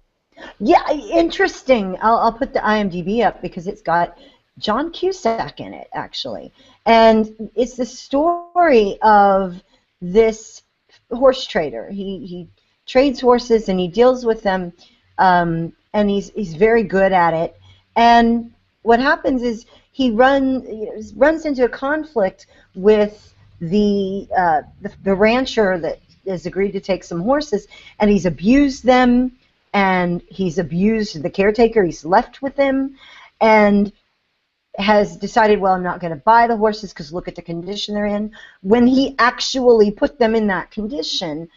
And so it's horrible to see, the mistreatment here, but this is all taking place in Wyoming before it becomes a state. And so all the politics are linked up in here. Who's in with the judge, and how can they have the case thrown out so that this horse trader doesn't have any recourse, and they can just kind of good old boy their way through it. And it's the whole story of how he attempts to force this rancher to make restitution for these horses and to put them back in the condition that he gave them to him. And the story is this deep drama about the willingness that he has and the lengths to which he will go to make this guy do right. In spite of all the corruption that's around him, in spite of all the politics that's around him, he still fights on for what's right and what he's owed. And interestingly, Drake Bell of Drake and Josh, if anybody remembers that show, plays his son in it, and it was the first time I'd ever seen him. It was a really good role for him too. But it's a great, I'm not going to tell anybody how it ends, but it's fascinating, and it's such a interesting period piece because it's set in those days before Wyoming becomes a state. It is a beautifully shot movie, but it is a stirring, gripping story too. That sounds a lot like Liberty Valance, just without the guns and the fighting and the Lee Marvin. It sounds very much like it though. Very similar themes of states not yet becoming states and the way that laws worked and just the lawlessness and how things were handled and trying to get people to abide by the laws. That's a pretty big deal. Well, especially when the entire system's corrupted around you. Another one of my favorites, Gran Torino. I adore that film. Clint Eastwood, again, somebody I'd watch read his grocery list, but just an incredible performance in a well-drawn character who is so deep. And it drives home that theme about people being less threatening, I suppose, or less other when you get to know them. The persistence of getting to know someone makes relationships change so much that maybe you begin to see people from a whole group differently because you've had interaction with one person. There's a lot of that. There's a lot of standing up for what's right in the face of really awful bullying and horrifying things going on in these families. I love, love, love that film. I think one of the big themes for me that I love, great movie. One of the big themes for me is the whole notion of people only valuing somebody for what they can get out of him, and because Clint's family only valued him for the desire to get his money when he died, and that showed over and over and over again. And what mattered to him with these people he met in the neighborhood, even though he didn't relate to them at all that mattered to him was that they didn't only want him around for what they could get out of him. And that was the thing that just drove through the movie for me. None of us like being loved conditionally. None of us like being only wanted for what we offer. We want to be wanted for who we are. And he was he was a mean guy like he always plays. And yet he was wanted for who he was. And I just thought, just magnificent. We just lost all of our Ayn Rand fans. They left. It's done. It's over. Cool. Can we talk about them behind their back now? We talk about them in front of their backs. So, yeah, sure. That's a movie that I haven't seen. Is any of the Atlas Shrugged films? None of them. Oh.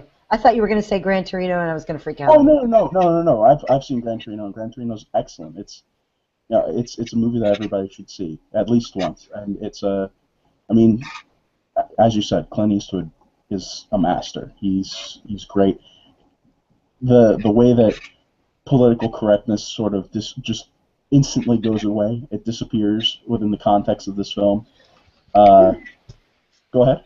No, that reminds me, just out of the blue, though, don't let me forget when you're done. There's something I want to bring up.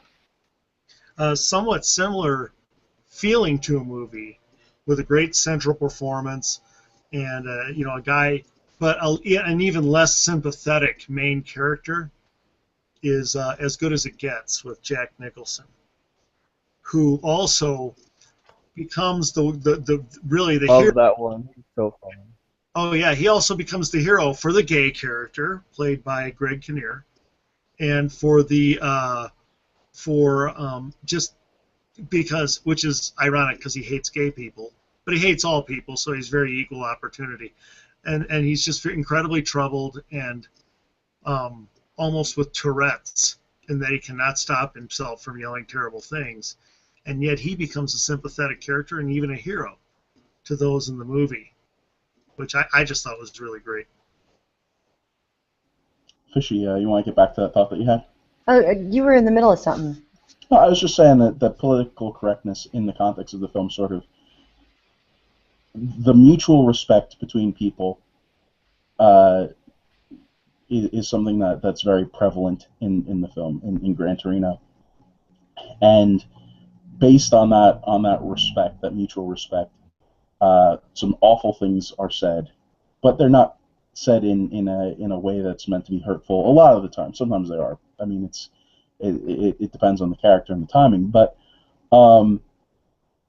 that kind of sort of the way that it treats people on a individual basis, I think, is a very interesting way, versus categorizing them as a whole group, so as a racial group or whatever, and you know, that the way that sort of gets juxtaposed is a really interesting point of the movie, I think.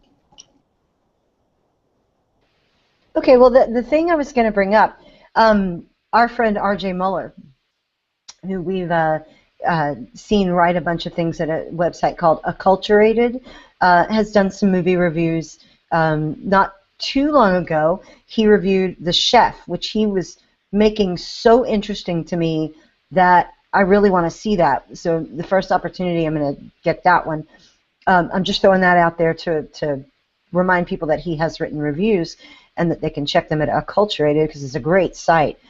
But also The Birdman. He just reviewed that, and that looks like something now. When RJ writes a review, it sounds so interesting that even if it's not a subject I'm interested in, I'm interested because of the way he writes.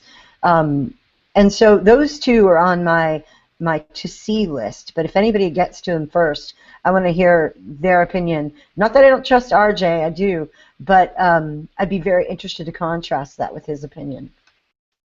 Yeah, when I saw The Birdman sort of come up, that was I like Michael Keaton as an actor. I think he's a good actor. He was not the best Batman. He was probably the second best in terms of the movie Batman, after Christian Bale. But Johnny Dangerously and just the rest of the stuff that he's in, he's very good. I saw the trailer for Birdman, and I don't know. I'm the way that it was presented to me. I'm not sure how I feel about it. Being a fan of the superhero genre, and how it's kind of a criticism of some of that. I don't know. I would like. It's probably something that I'll catch on Netflix. Not something I'm going to go see in theaters, but I'm interested. I don't go to theaters at all, hardly anymore. I can't. The last movie I saw in a theater was when Kelly and I went to see Zombieland, and that was because it was a special near Halloween. Excellent movie. Love it, love it. By the way, for a really good, funny, recent movie, yeah, I assume everybody's already seen it, but Guardians of the Galaxy. Very funny. Yep. Definitely good. And again, all of the superhero movies pretty much have conservative values in them. So, I mean, I can't think of a single one off the top of my head that was objectionable, or did something to really offend me politically. So, Yeah, sorry, go ahead. I was just going to say, which is really kind of interesting because we've been watching the Agents of S.H.I.E.L.D. TV series, which bashes conservatives constantly. So it's kind of interesting to see that flip, because you're right, those movies all have something of a conservative theme. How weird. I watch that show and I don't see it. I don't feel bashed when I watch it. Oh, really? Yeah, Yeah, I don't catch it. shows where we've been like, holy crap. Aren't I you? smell a blog post. It just skips right past me. I don't even.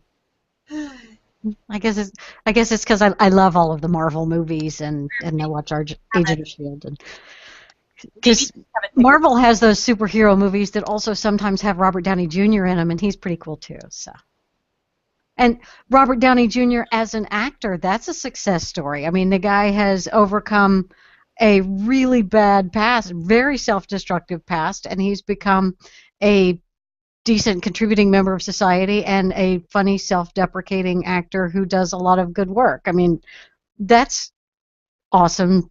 And, that's just an awesome happy story, and I'm happy to see him succeed. And I like the Iron Man stories and Captain America. Better costumes now than they did in the 70s and 80s when they were making superhero movies. Linda Carter's Wonder Woman. Okay, now that you cannot improve on. That was best. That's the best. Yeah. Uh, Has there been a female superhero headlining her own show or even really movie ever since, or is Wonder Woman the last and the greatest, and Linda Carter is it? Well, I mean, they're female heroes. They're But headlining a movie?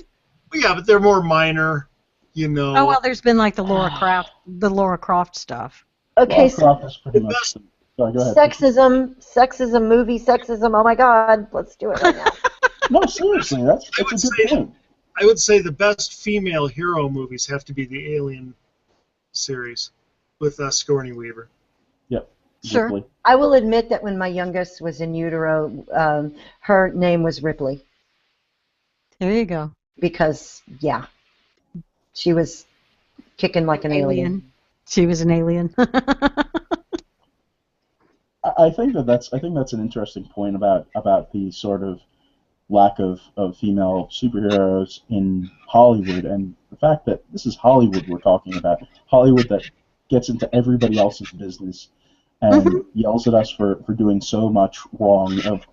Of course, conservatives must be sexist. Conservatives, whatever, all this mess, and make fun of us because of binders of women or whatever, all that stupid stuff. And they haven't been able to figure out how to. I mean, ask Rob in the chat room. Ask Rob in the chat room how many female superheroes there are across the various comic book universes. I mean, there are so many out there that would have been excellent. The only one that I can think of, the only superhero-ish movie that I can think of that headlined with a female superhero was Catwoman with Halle Berry, and I'm pretty sure that movie doesn't actually exist. It died. She looked good. That brings up something else, the superhero theme movie stuff. I don't know how many of you have ever gotten into, and I'm a recent consumer of it, the What's Wrong with Whatever Movie in So Many Minutes channel on YouTube. It's Cinema Sins is the channel on YouTube, and it's hilarious. They pick apart, they nitpick, I mean, for fun and apparently profit now, nitpick the heck out of films, and they've gone back, dozens of years and then done stuff that just came out. And it's some of the most hilarious commentary to me, but I've actually caught conservative messaging in their commentary occasionally. And they are very opinionated about superhero films in general, and so they rip those to shreds when they're not up to standard. But and they even have an alternate channel for that sort of thing now. But the interesting thing, they were talking about the press conference, say, in 2012, I think, which was the big, their John Cusack disaster movie and whatever. And they were talking about the press conference they're having, and they made a huge slam in the middle of it. Who's writing this press release? Is that President Obama's team? Just got that in there. That's it was awesome. Great. It was great. And then every time in the movie, the government and scientists were all working together to try to figure out what was going on, and all these estimates they had about global warming were wrong, and they kept being proved wrong. But this time we're right. Every time they would say that, they would slam them on it. And sometimes they're just, when they pulled out something so unbelievably awful, the guys will say, "Oh, come on! Now the movie is just saying F you." Yeah, I'm gonna have to check out that YouTube channel.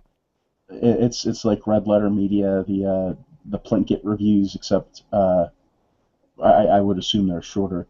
But YouTube is a great place for movie commentary. It's amazing. I think while we're on the topic of movies, we would be remiss if we didn't mention Econ Pop, because of just the stuff that they do with. I mean, there's a huge diversity of movies that they've taken and used to demonstrate economic principles, and economic principles a lot of the time are conservative principles, and they've done it with movies like Ghostbusters, the Lego Movie, even it's just stuff that. How do you get economics out of the Lego Movie? How do you do that? It's impressive. It's to say the least.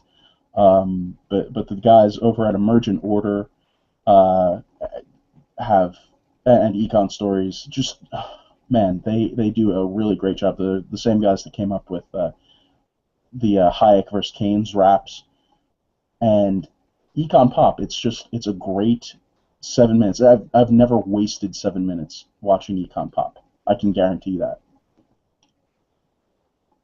Fishy, you actually have tweeted with the host over there.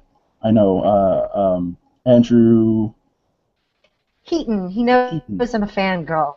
That's all he knows about me, that I'm a fangirl.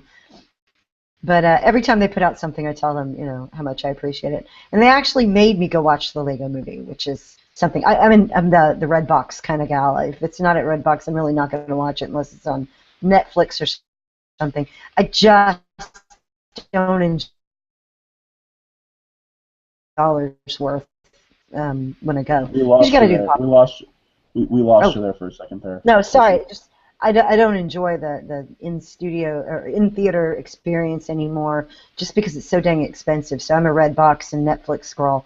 But he actually made me watch the Lego Movie, and I was impressed with some of the stuff that was going on in there. It's really sad to find out what Batman's really like in a Lego Movie, but sorry, kid, but that's it was so awful. But at any rate, no, Andrew Heaton is one of the geniuses behind it as well, and he's just so freaking funny. It's adorable, and it is definitely a good place to go to learn how to take your conservative values and your conservative economic theory and look at a movie that way. It's really nice. Absolutely. I think the first one was House of Cards a billion years ago. It was earlier this year. House of Cards was where they started, but then they moved into movies like the Dallas Buyers Club, which was an excellent video from that. I mean, I already said that all of their videos are excellent, but Dallas Buyers Club and just the economics of Elysium, that was another hysterical one. Wall-E, they've gone through a lot of them.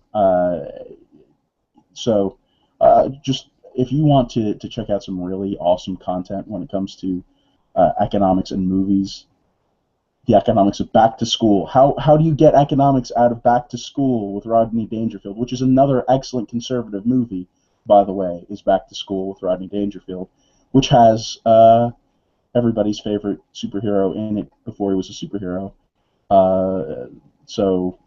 Man, I can't believe I just blanked on Robert Downey Jr.'s name. But yeah, everything from their catalog, I'm going to put it in the chat now. Econ Pop is excellent. And I know Ryan had a question for Andy about the Lego Movie. No, we're going to do that another time. Andy says it'll take a while to explain, so not a big deal. All right. Basically, the Lego Movie And because I walked Corey through it, and you can kind of tell him what you after I walked you through it.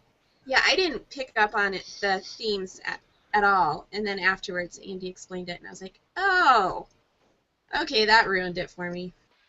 Yeah, Lego, maybe I don't want to be on that show when you do that. I don't the know. Lego Movie is one of the most intensely anti-God movies ever made, ever. It is, I mean, anti-Christian God movie beyond. This is why we can't have nice things, Andy. Well, it's not. I don't go into a movie wanting to, find that in a movie and play it backwards and hear "My Sweet Satan" or whatever. It is. When you break it down, it is unbelievable how anti-Christian it is. But there are a lot of other ones too. Pleasantville comes to mind. Really? Yeah, Pleasantville is very. And it's also boring. I like Pleasantville. Pleasantville is a movie that I enjoy just as sort of a check on conformity and sort of the oppression of the government that they have there. I mean, I don't know. Maybe I'm looking at it the wrong way, but and maybe that's another point to be made is that a lot of these films are subjective and there's stuff that you get out of it that clearly we're not saying that any of these films were made for conservative content. They were not made to be conservative. I'm pretty sure when John Ford was coming up with The Man Who Shot Liberty Valance, it wasn't, hey, I'm going to make a really great movie for conservatives. And that's another thing that's really important is that that's not how you make good movies. You make good movies, and then they just so happen to have these things in them. So, yeah, it's just a, I don't know. I have a different view of that film, and I've read a lot of reviews from the Lego Movie that might be. I haven't read anything about being anti-God or pro-God or anything, but certainly pro-capitalism is. I've read a bunch of reviews citing how pro-capitalism it is. So maybe unintentionally so, The but villain, the villains. Oh, sorry. President Business, I know, President Business, but that's the thing. It's unintentionally a pro-capitalism movie because if you think about it, the reason why the Lego Movie is a thing is because it's meant to sell Legos. I mean, that's it. It's an infomercial for Legos, but I don't know. For a better Lego Movie, in my opinion, see the previous one, the Batman Justice League one. Very funny. For what it's worth. Awesome. I didn't know that there was a previous Lego Movie, so. Pretty funny. It's very funny. I think we're probably going to wrap it up here. But we have a whole bunch of movies to link in the chat. God, I'll be forever trying to find all the links for them for people who didn't get to find them. Yeah, I think that the clips from this week's show are going to be pretty link heavy in the descriptions, and the message that I've gotten from all of this from the last hour is that there sure are an awful lot of entertainment choices that are not insulting to conservatives. So, we hear conservatives say, oh, there's nothing good in the movie theater, there's nothing good on TV, it's all liberals. It's made by liberals, but the stories support conservative values. And they're there, and we need to do a better job of talking that up rather than just focusing on, I like this actor or it was great direction. Talk about the good things of the movie in that it's supportive of the values of your life, not politics, but conservative values that shape and affect your life beyond politics, and we can expand our reach into the culture by doing that and by emphasizing what's already there and helping some of our compatriots recognize that it's there and not be so negative on everything that comes out of Hollywood is crap, because you hear that a lot, and it's simply not true. Another thing that I think that we've confirmed is that talking about movies is fun. I don't know if it's something that you can do with pretty much anyone. We're coming to Thanksgiving time. There's going to be a lot of opportunity to have captive audiences. So, hey, it's a good time to put on Hunger Games or put on any of the films that we talked about and talk about them with your family members. And when Because you're talking about the movie, just talk about the conservative parts of it, but not be boring about it. Yeah, don't be boring about it, but talk about the movies. I mean, Yeah. ask them what they think about various parts of the film. Ask them about the various themes.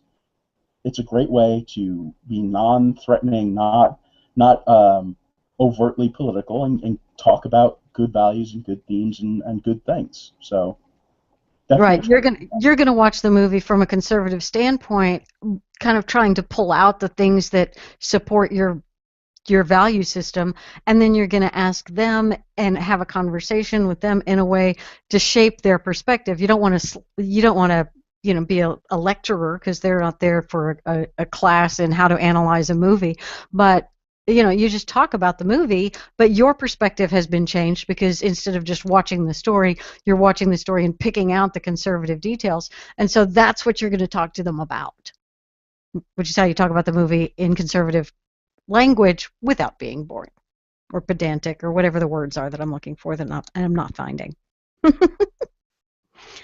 So I believe that's going to wrap up another episode of The Refinery. Am I right? I'm think so. right. So to remind everyone, you can watch us live every Tuesday night at 8:30 Central on our new website, therefineryshow.com. And when you go to therefineryshow.com, that landing page gives you the opportunity to watch us live, watch the most recent episode, see the YouTube playlist of all of our clips. You can follow or subscribe to our YouTube channel. You can subscribe to the Party of Choice's YouTube channel. You can go to where we're syndicated just in audio form on Vigilant Liberty, vigilantlibertyradio.us, but you can go to Vigilant Liberty Radio, where they have our show, just the podcast audio of it, as well as a bunch of other conservative libertarian shows. And from there, you can go to Spreaker and subscribe on Spreaker, and then the podcast will show up automatically in your device. There's so many different ways to delight in our lovely voices for 2 hours once a week or more, Listen a lot. Subscribe to our YouTube channel. We're so close to having 100 subscribers. We're like 5 away. So subscribe to our YouTube channel. Subscribe. These are the YouTube channels you're looking for. Okay, that really didn't work as far as a Star Wars kind of reference, but hey, it was movie related, so I kind of got that link, but okay, it was bad. Anyway, we will see. Well, no, you'll see us next Tuesday, 8:30 Central at therefineryshow.com. Have a great Thanksgiving, everybody, and we will see you guys all next week. Bye. Wave, everybody. Wave. Happy Okay, Thanksgiving. there. Yay, everybody's waving. Bye.